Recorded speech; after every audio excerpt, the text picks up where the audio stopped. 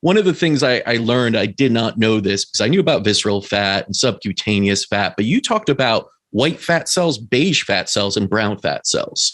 Can you go into those three and the differences there and what we should be looking for when we talk about those? Yep. So white fat has no mitochondria. So as fat gets more mitochondria, it becomes beige, and then the brown fat has the most mitochondria. So they're most metabolically active. It can actually produce heat. And so you're liberating calories through the production of heat, the more brown fat you have. So you can basically switch white adipose tissue into brown, or you can brown that tissue by simply exercising, especially resistance training. So if you want to have more metabolically active fat that can burn calories and release energy, then you want to have more brown fat. And that's why exercise is pretty important for that aspect. And then going into cold temperatures, whether it's going into a cold bath or being outside in the cold, that can also induce brown fat as well and increase basically your basal metabolic rate. So you're a fan of ice baths, cryotherapy and all that?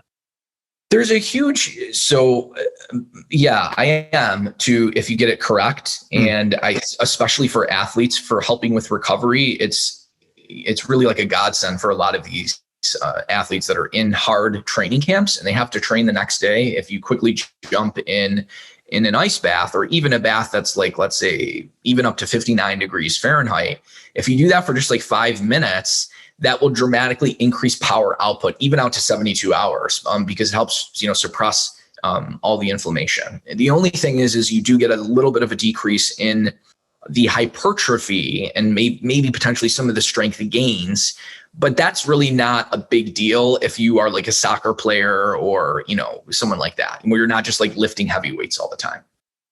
Let's talk about the fats and let's go into diet a little bit more, because that's where everyone focuses on when we talk about obesity.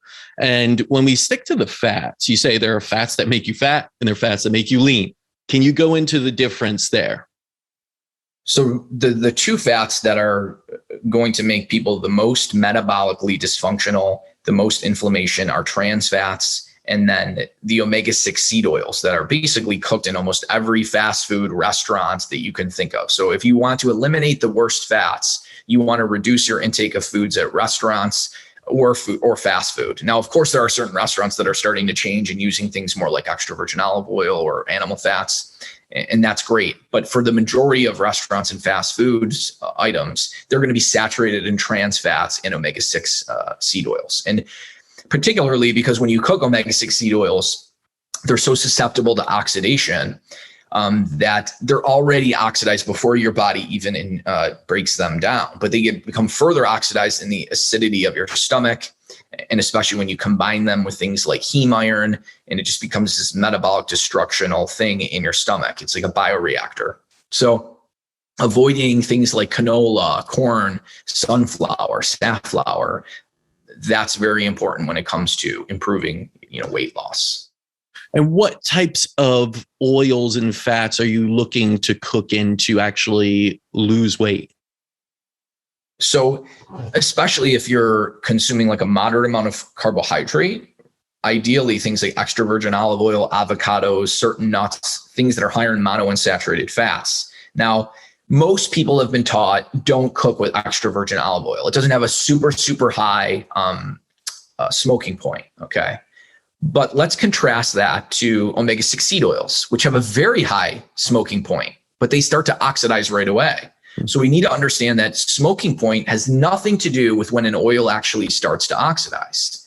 And in fact, every single study that I've ever looked at, which is new, there are numerous studies that have tested extra virgin olive oil when you cook it, show that it is extremely resistant to oxidation due to the high amounts of polyphenols in the oil, preventing it from oxidizing. And because it only has a single double bond, it's a monounsaturated fat, so it's pretty resistant to heat. So it's a great oil to cook with, and you will get less fat gained per calorie consumed if you use something like olive oil versus butter if you're on a moderate carbohydrate intake. In fact, there was one study that tested this out where people either consumed olive oil or they consumed butter for, I think it was 8 weeks. And there was a 6-pound fat loss in the people who consumed olive oil versus butter But it was on a moderate carbohydrate intake. So this doesn't apply to low carb people or ketogenic people, but it would apply to an athlete who's consuming, a fairly high amount of carbohydrates, or your typical American. Yes. Really interesting, because you are taught these kind of back and forth. Don't use cooking, like just put a little on your salad of the EVOO, versus what you're saying is actually you can cook with it. And it's been shown in research to be beneficial.